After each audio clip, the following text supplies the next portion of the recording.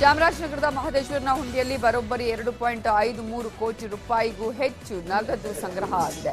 ನಿನ್ನೆ ತಡರಾತ್ರಿವರೆಗೂ ಹುಂಡಿ ಹಣ ಎಣಿಕೆ ಕಾರ್ಯ ನಡೆಯಿತು. ಕಳೆದ 32 ದಿನಗಳ ಅವಧಿಯಲ್ಲಿ ಮಹದೇಶ್ವರನಿಗೆ 2,53,58,000 ರೂಪಾಯಿ ಕಾಣಿಕೆಯನ್ನ ಭಕ್ತರು ಅರ್ಪಿಸಿದ್ದಾರೆ. ನಗದು ಜೊತೆಗೆ 65 ಗ್ರಾಂ ಚಿನ್ನ, 3 ಕೆಜಿ 358 ಗ್ರಾಂ ಬೆಳ್ಳಿಯನ್ನ ಭಕ್ತರು ಸಮರ್ಪಿಸಿದ್ದಾರೆ.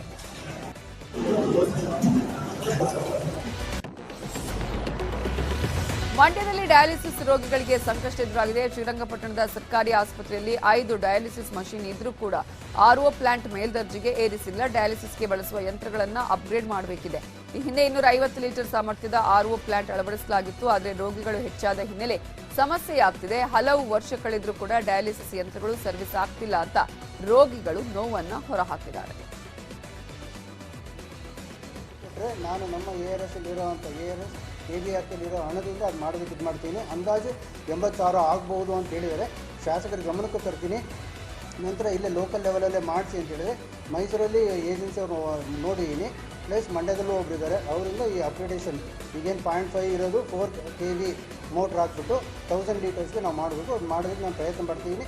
ಸದ್ಯದಲ್ಲೇ ಮಾಡ್ತೀನಿ ಸರಿ. ಅದೇ ಈಗ ನನಗೆ ಅನುಮತಿ ಕೊಟ್ಟರೆ 1 ವಾರದ ಒಳಗಡೆ ನಾನು ಮಾಡಿಸ್ತೀನಿ.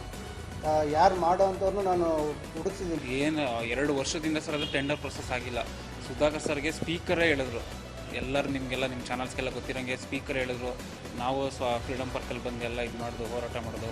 ನಮ್ಗೆ ಯಾರು ಇವತ್ತವರೆಗೂ ನ್ಯಾಯ ಕೊಡಿಸಿಲ್ಲ ಸರ್. ಇವತ್ತವರೆಗೂ ಪೇಷಂಟ್ಗಳಿಗೆ ನಮ್ಮ ಕಡೆಯಿಂದ ಸರ್ ಏನಾಗುತ್ತೆ ಅಷ್ಟು ಇದಾಗಿ.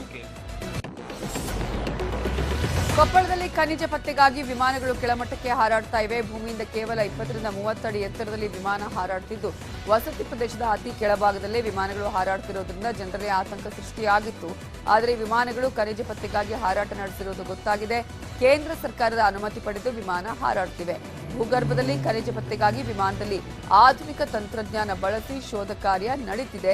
ಮುಂದಿನ ಸೆಪ್ಟೆಂಬರ್ವರೆಗೂ ವಿಮಾನಗಳ ಮೂಲಕ ಖನಿಜ ನಿಕ್ಷೇಪ ಪತ್ತೆ ಮಾಡಲಾಗುವುದು ಅಂತ ಕೊಪ್ಪಳ ಜಿಲ್ಲಾಡಳಿತ ಮಾಹಿತಿ ನೀಡಿದೆ. ಕೋಲಾರ ಜಿಲ್ಲೆಯ ಮುಳಬಾಗಿಲು ತಾಲೂಕಿನಲ್ಲಿ ಎಗ್ಗಿಲ್ಲದೆ ಫಿಲ್ಟರ್ ಮರಳು ದಂಧೆ ನಡೀತಾ ಇದೆ. ಮುಳಬಾಗಿಲು ತಾಲೂಕು ಕಚೇರಿ ಹಿಂಭಾಗದ 1 ಕಿಲೋಮೀಟರ್ ವ್ಯಾಪ್ತಿಯಲ್ಲಿ ಫಿಲ್ಟರ್ ಮರಳು ದಂಧೆ ನಡೀತಾ ಇದ್ದು, ಚೆಲುನಾಯಕನಹಳ್ಳಿ ಕೆರೆಯ ನೀರನ್ನ ಮರಳು ಫಿಲ್ಟರ್ ಮಾಡೋದಕ್ಕೆ ದಂಧೆಕೋರರು ಬಳಸ್ತಿದ್ದಾರೆ. ಪೊಲೀಸರು ಹಲವು ಬಾರಿ ರೇಡ್ ಮಾಡಿ ಕೇಸ್ ಹಾಕಿದ್ರು. Don't care. ಸರ್ಕಾರಿ ಗುಡ್ಡದಲ್ಲಿರೋ ಮಣ್ಣನ್ನೇ ಅಗೆದು ತಂದು ರಾಜಾರೋಷವಾಗಿ ಮರಳು ಫಿಲ್ಟರ್ ನಡೆಸಲಾಗ್ತಿದೆ. ತಹಶೀಲ್ದಾರ್ ಕಚೇರಿಯ ರೆವಿನ್ಯೂ ಇನ್ಸ್ಪೆಕ್ಟರ್ಗಳೇ ದಂಧೆಗೆ ಸಹಕಾರ ಕೊಡ್ತಿದ್ದಾರೆ ಅಂತ ಮುಳಬಾಗಿಲು ಶಾಸಕ ಸಮೃದ್ಧಿ ಮಂಜುನಾಥ್ ಕೆಂಡಾಮಂಡಲರಾಗಿದ್ದಾರೆ.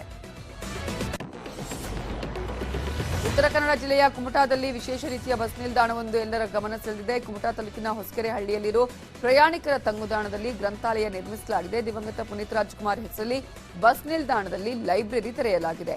ಇಲ್ಲಿ ಪ್ರಸಿದ್ಧ ಲೇಖಕರ ಪುಸ್ತಕಗಳು, ಮಹಾನ್ ನಾಯಕರ ಜೀವನ ಚರಿತ್ರೆ, ವಿವಿಧ ಕಥಾ ಪುಸ್ತಕ, ದಿನಪತ್ರಿಕೆ, ವಾರಪತ್ರಿಕೆ, ಮಾಸಪತ್ರಿಕೆ ಹೀಗೆ ಹಲವು ಪುಸ್ತಕಗಳು ಬಸ್ ಸ್ಟ್ಯಾಂಡ್ ಲೈಬ್ರರಿಯಲ್ಲಿ ಲಭ್ಯವಿದೆ. ಅಂದ್ರೆ ನಾವು ಈಗ ಇಲ್ಲೊಂದು ಪುನೀತ್ ರಾಜ್ಕುಮಾರ್ ಹೆಸರಲ್ಲಿ ಒಂದು ಲೈಬ್ರರಿಯನ್ನು ಓಪನ್ ಮಾಡಿದ್ದೀವಿ. ಇದು ಪುನೀತ್ ರಾಜ್ಕುಮಾರ್ ಅವರ ಮೊದಲನೆಯ ಪುಣ್ಯಸ್ಮರಣೆ ನಿಮಿತ್ತ ಇದನ್ನು ಓಪನ್ ಮಾಡಿದ್ದೀವಿ. ಇದನ್ನು ಯಾಕೆ ಓಪನ್ ಮಾಡಿದ್ದೀವಿ ಅಂದರೆ, ಇಲ್ಲಿ ಬಿಡುವಿನ ಟೈಮ್ನಲ್ಲಿ ನಮ್ಮ ಊರಿನ ಹಿರಿಯವರು, ಹಾಗಾದರೆ ಹುಡುಗರು ಮತ್ತು ಬಸ್ಸಿಗೆ ಹೋಗುವಂಥ ಪ್ರಯಾಣಿಕರು ಎಲ್ಲ ನಿಲ್ತಾ ಇದ್ದಾರೆ. ಹಾಗಾಗಿ ನಾವು ಈ ಜಾಗವನ್ನು ನಮ್ಮೂರಿಗೆ ಬಂದ ಭಾಳ ಸಂತೋಷವಾಯಿತು. ನಮ್ಮ ಊರಿನ ಪುನೀತ್ ರಾಜ್ಕುಮಾರ್ ಅಭಿಮಾನಿ ಬಳಗ ಇವತ್ತು ಈ ವಾಚನಾಲಯ ಹಾಗೆ ಗ್ರಂಥಾಲಯವನ್ನು ಕಟ್ಟಿಕೊಂಡು ಒಂದು ಹೊರಗಿನ.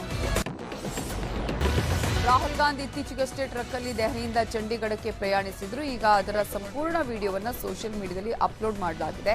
6 ಗಂಟೆಗಳ ಈ ಟ್ರಕ್ ಯಾತ್ರೆ ಅದ್ಭುತವಾಗಿತ್ತು ಅಂತ ರಾಹುಲ್ ಟ್ವೀಟ್ ಮಾಡಿದ್ದಾರೆ. ಇದರ ಜೊತೆಗೆ ಟ್ರಕ್ ಚಾಲಕ ಪ್ರೇಮ್ ಹಾಗೂ ಕ್ಲೀನರ್ ರಾಕೇಶ್ ಜೊತೆ ನಡೆದ ಸಂಭಾಷಣೆ ಬಗ್ಗೆಯೂ ಮಾಹಿತಿಯನ್ನ ಹಂಚಿಕೊಂಡಿದ್ದಾರೆ. अच्छा, ये जब जैसे दिवाली के महीने होते हैं. ರಾಷ್ಟ್ರ ರಾಜಧಾನಿಯಲ್ಲಿ ನಡೀತಾ ಇದ್ದ ಕುಸ್ತಿಪಟುಗಳ ಪ್ರತಿಭಟನೆ ಗಂಗಾ ನದಿ ತೀರಕ್ಕೆ ಬಂದಿದೆ. ಭಾರತದ ಸ್ಟಾರ್ ಕುಸ್ತಿಪಟುಗಳಾದ ಸಾಕ್ಷಿ ಮಲಿಕ್, ಬಜರಂಗ್ ಪುನಿಯಾ ಮತ್ತು ವಿನೇಶ್ ಫೋಗಟ್ ಹರಿದ್ವಾರದ ಗಂಗಾ ನದಿಯಲ್ಲಿ ಪದಕಗಳನ್ನು ಎಸೆದು ಪ್ರತಿಭಟನೆ ನಡೆಸಲು ಮುಂದಾಗಿದ್ರು. ಇದೇ ವೇಳೆ ಸ್ಥಳಕ್ಕೆ ಬಂದ ರೈತ ನಾಯಕ ರಾಕೇಶ್ ಟಿಕಾಯತ್ ಸಹೋದರ ನರೇಶ್ ಟಿಕಾಯತ್ 5 ದಿನಗಳ ಸಮಯಾವಕಾಶ ಕೋರಿ ಪದಕಗಳನ್ನು ನದಿಗೆ ಎಸೆಯದಂತೆ ಮನವಿ ಮಾಡಿದ್ದಾರೆ. ಇನ್ನು ಧರಣಿ ನಡೆಸ್ತಾ ಇರುವ ಕುಸ್ತಿಪಟುಗಳಿಗೆ ಭಾರತ ತಂಡದ ಮಾಜಿ ನಾಯಕ ಅನಿಲ್ ಕುಂಬ್ಳೆ ಬೆಂಬಲವನ್ನು ವ್ಯಕ್ತಪಡಿಸಿದ್ದಾರೆ. ಮೇ 28ರಂದು ಕುಸ್ತಿಪಟುಗಳ ಮೇಲೆ ನಡೆದಿರುವ ಹಲ್ಲೆಯ ವಿಚಾರ ಕೇಳಿ ಬೇಸರ ಆಯಿತು ಅಂತ ಟ್ವೀಟ್ ಮಾಡಿದ್ದಾರೆ. ಇವಿಷ್ಟೇ ಹೊತ್ತಿನ ಪ್ರಮುಖ ಸುದ್ದಿ. ನೋಡ್ತಾ ಇರಿ ನ್ಯೂಸ್ 18, ಜಾಲ ನಮ್ಮದು, ಬಲ ನಿಮ್ಮದು.